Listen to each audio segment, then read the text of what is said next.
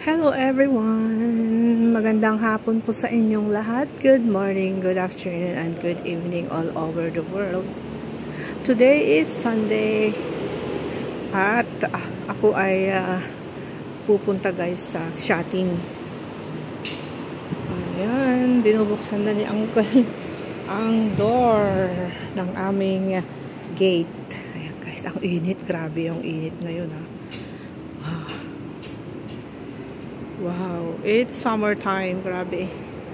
Magantay ako guys ng ng 29A bus papunta sa Kolonting Station. Tapos pagdating ko sa Kolonting Station, sasakay ako ng MTR papunta sa Luwu. Yan. So dito tayo guys, magantay tayo ng bus.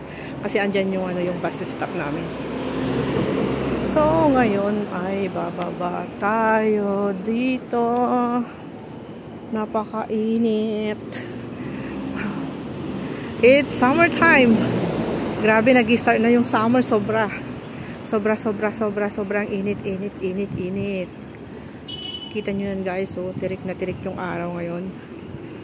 Day off ko sana ngayon. Kaso, naku Diyos ko, naudlot yung aking day off guys. Kasi nga, tumawag si sir kagabi na kailangan daw ako pumunta sa bahay ni madam para magluto ng dinner ng dalawang anak niya, tapos si lola at saka si lolo, yung lola at lolo dun sa mother side. Kaya sabi ko sige na nga, hindi na ako hindi na ako nakapaghindi sa mga amo ko kasi syempre yung sobrang mababait kasi sila, kaya syempre magiging mabait din ako, no? Hayaan mo na yung day off kasi marami pa namang linggo na darating. Next week na lang ako mag-day off. Next Sunday. Okay. So, pwede ko namang i-extend ang aking day off kasi not very important naman yung gagawin ko sa labas, guys. So, okay lang. No? Wala naman akong kadate kanina ngayon na yung hindi pwedeng i-cancel. So, okay. Sabi ko kay sir, okay, so I will go. So, ngayon, guys, late ako nagising. Okay lang kasi wala akong kasama sa bahay. Late ako nagising kanina, tapos nag-breakfast na ako. Tapos ngayon, kumain ulit ako ng lunch bago ako pupunta sa shopping kasi alas 3 pa yung start ko dun kasi half day nga ako. Nag-half day ako kanina sa umaga, nandun lang ako sa bahay, natulog. Tapos late na akong gumising, and then paggising ko, ayun, nag-ready na ako na pumunta dito. So, nag-breakfast ako, nag-lunch na rin ako. So, nag-aantay ako ng 29A bus, guys. So, habang nag-aantay, maglakad-lakad muna tayo dito ng konti. Dito yung sa may labas ng building namin. Bali, ito yung building namin. Yan. Yes. Ang aming building dito sa Kolonting Station. Dito kami sa Broadcast Drive. So, dito yung antayan ng bus. Yan. Maganda yung mga dito, punong kahoy. Mabuti na lang hindi siya natumba ng bagyo, no? Matitibay yung mga punong kahoy dito sa amin. O, ayan na yung aking 29A bus, guys. So, ako ay sasakay na. Punta tayo ngayon sa shopping. Okay.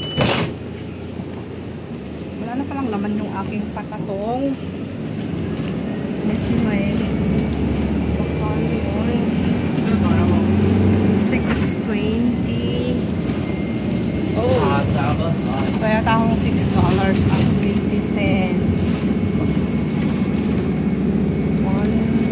2, 3, 4,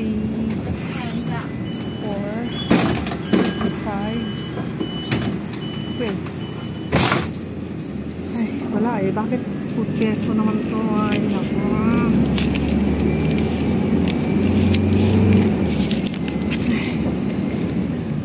Puro peso. Ako magbayad. Quay cắm thì nhà mua chạm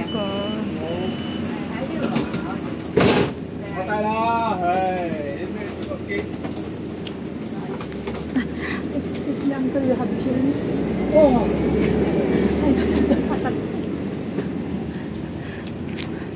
Wala akong pamasahe guys, magpapa-change ako kay grandpa.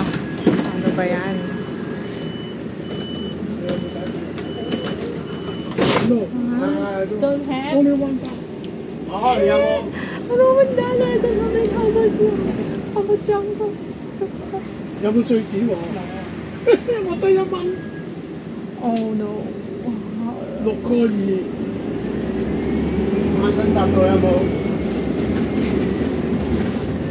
Ay. Hirap yung walang barya. $1. Hi, thank you so much, Sandra. Thank you very much. No. Thank you. I have free. 正牌冇？對不住。 Oh yes, thank you very much. Ay nakalibre ako guys. Ay. Ay, may patatong dun he. Walang karga yung patatong kaya nagpapabarya ako. Hirap naman ng barya dito. Ano ba yung aking patatong eh? Binigyan ako ng free. Oh, ang bait. My free. Thank you very much.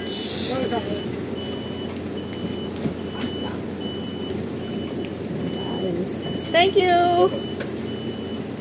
Ang sana rin thank you na ako guys kasi wala akong barya talaga eh. Binigyan niya ako ng $6.20. Ang sobrang bait, diba? Sana all. Gulo-gulo lang ako ng video.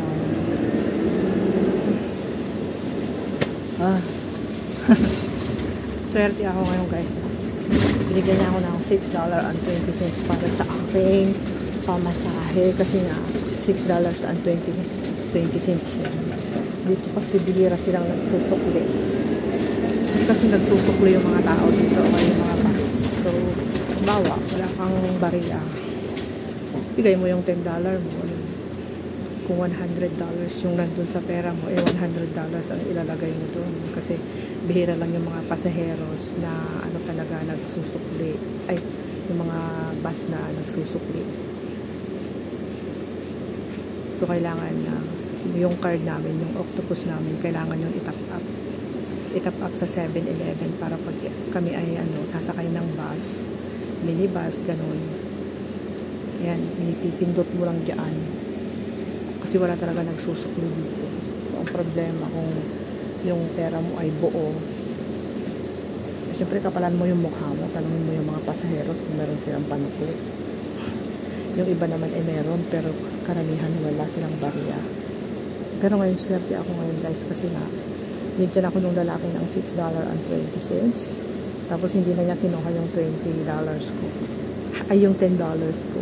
Ang bait niya, diba? Sobrang bait. So, meron akong $6.20 na libre. Libre guys. Crossing, ang init ngayon.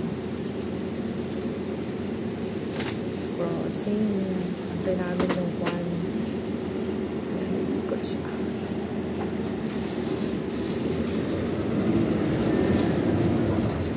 So, pupunta ako ngayon sa Kolonteng Station again guys. Kasi doon ako sasakay ng doon ako sasakay ng buwan.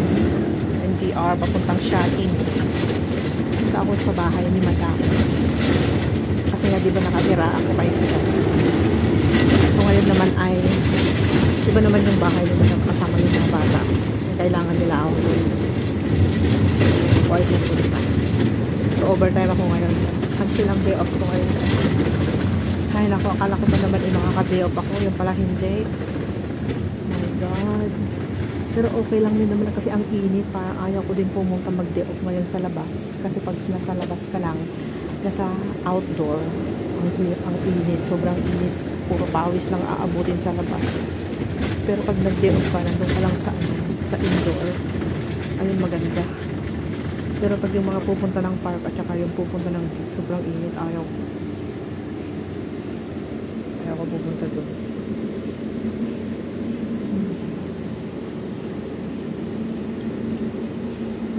Kasi nakakahimatay yung init. Nakakahilo ang init. Tirik na tirik yung araw ngayon.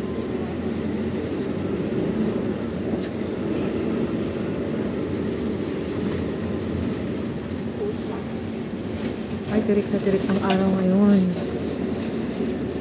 hopefully sa linggo maka-day off na rin ako pag hindi na naman ika-cancel ang day off ko. Kasi minsan nag-dinner kasi sila pag linggo sa bahay.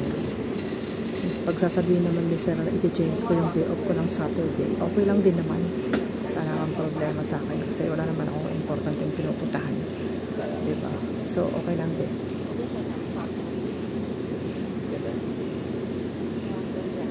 On the way to Kolontek Station ako ngayon, guys. Masarap pag nandito ka sa loob ng bus kasi air condition tsaka sa loob ng mall. Pero pag ikaw ay nasa labas at naglalakad lang papunta sa park, grabe ang init. Maliligo ka sa pawis. Parang Pilipinas lang din.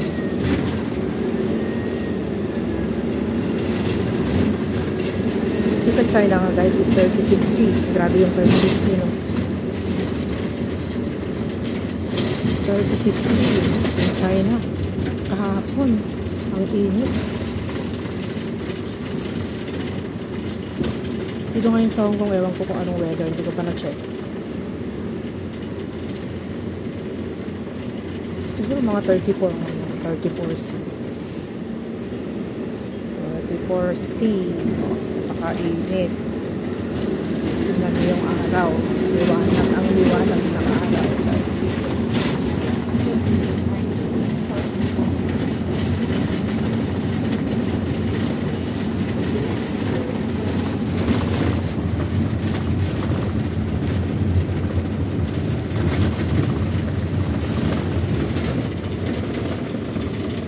Alright, ganda ng ulo ni Lolo.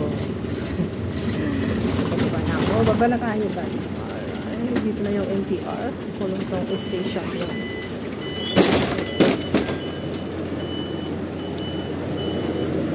Ang init. Wow.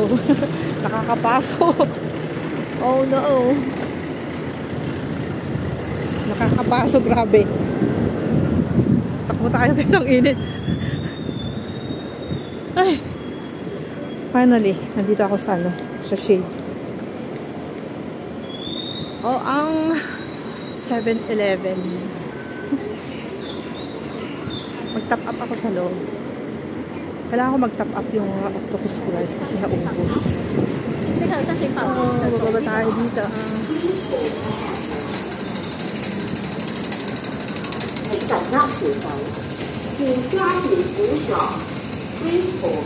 So, kung nilagay yung aking octopus kanina. Kasi dinala ko yung aking pera. Kasi kung hindi ako makarating ng shopping. Pabalik pa ako ng bahay. Kailangan ko mag-top up ng $100 dun sa my information. Mamaya.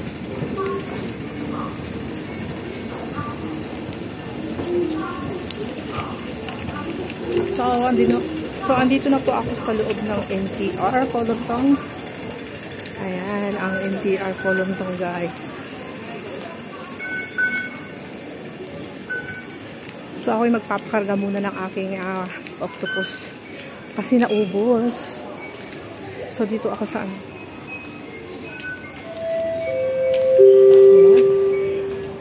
Kal 100.